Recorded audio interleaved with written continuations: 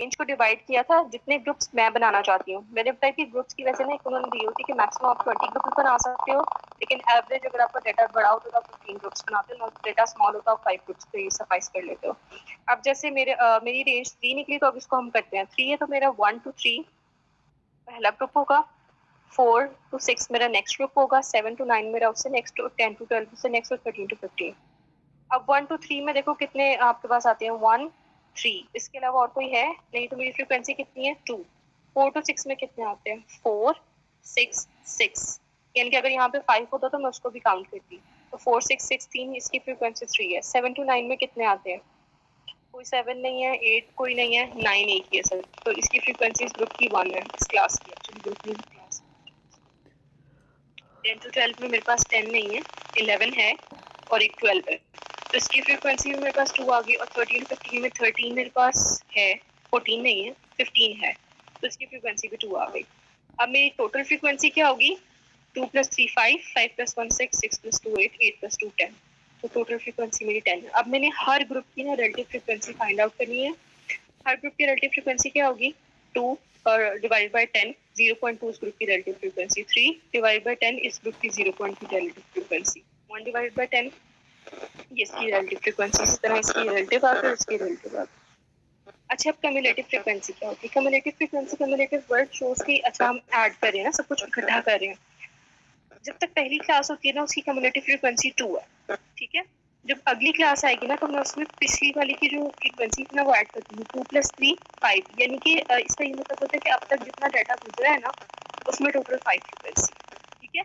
जब मैं अगली क्लास की कम्युलेटिव फ्रीक्वेंसी ऐड करूंगी, मैं क्या करूंगी, 5 के अंदर इस क्लास की कितनी कम्युलेटिव फ्रीक्वेंसी है 1 6, यानी अब तक 6 फ्रीक्वेंसी गुजरी है।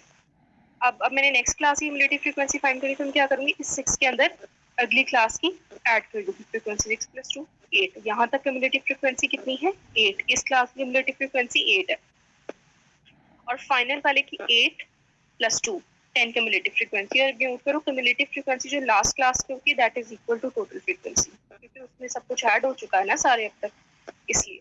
अब कम्युलेटिव, अब इसने आगे कम्युलेटिव की रिलेटिव फ्रीक्वेंसी ऐड की हुई है कि 2 डिवाइडेड बाय टोटल फ्रीक्वेंसी 10, तो इसकी 0.2, अब इसकी 5 डिवाइड बाय 10 0.5, 0.6, 8 डिवाइड बाय 10 0.8, और जो लास्ट क्लास होती है, क्योंकि हमने बात की थी कि लास्ट क्लास की cumulative frequency is equal to total frequency, तो मुझे बताओ उसकी रिलेटिव फ्रीक्वेंसी क्या होगी, 1 ही होगी, फिर dividing same number 10 by 10 equals to 1।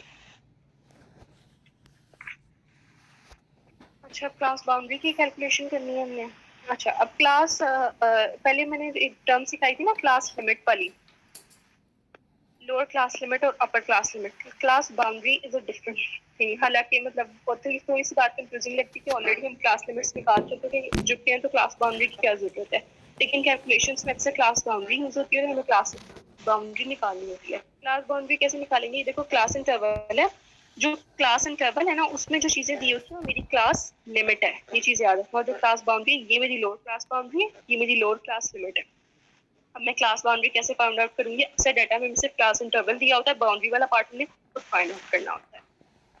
तो हम क्या करेंगे, अपर क्लास लिमिट को सब्ट्रैक्ट करेंगे upper class limit of first class को from lower class limit of next class, यानी कि upper class limit first class की 9 है और लोअर क्लास लिमिट अगले की क्या है 10, तो उसमें से सब्ट्रैक्ट करूंगी मैं 10 - 9 = 1, और उसको मैं डिवाइड कर दूंगी 2 से, तो आंसर मेरा क्या आएगा 0.5।